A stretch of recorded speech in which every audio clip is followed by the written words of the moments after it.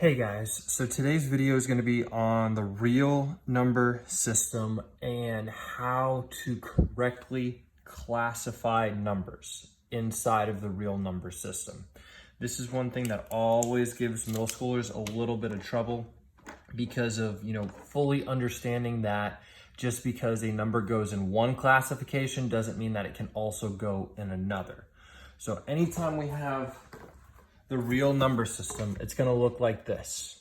So first we're going to talk about the rational side.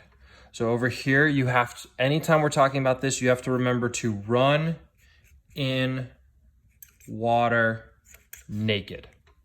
Okay, so R-I-W-N. So the N is going to stand for natural numbers. W is going to stand for whole numbers. I is integers. And R is rational. Okay, so we have rational, integer, whole, and then natural. I'm just going to leave that one as an N. So rational, integer, whole, natural. And then this year in 8th grade, we learned about this little box off to the side. And this one is known as irrational numbers. So if I come over here, that's over here separate from everything else.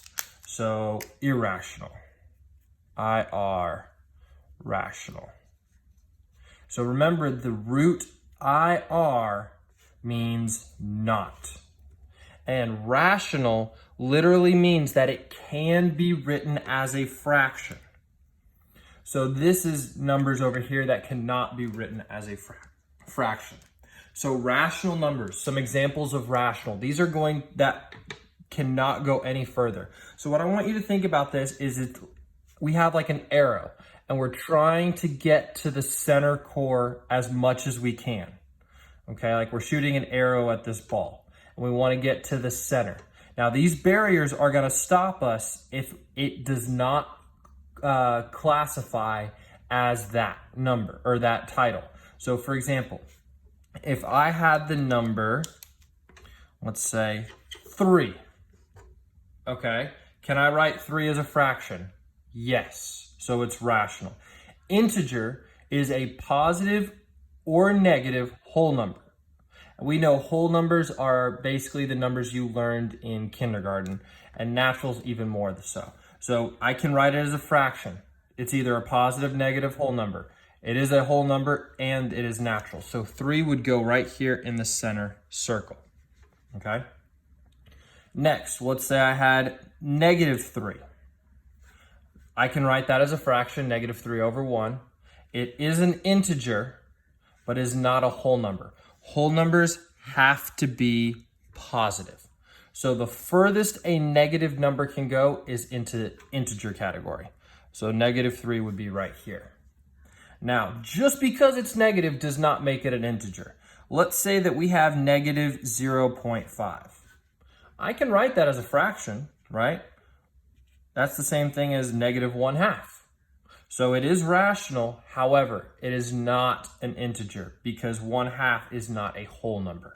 So -0.5 would go right there.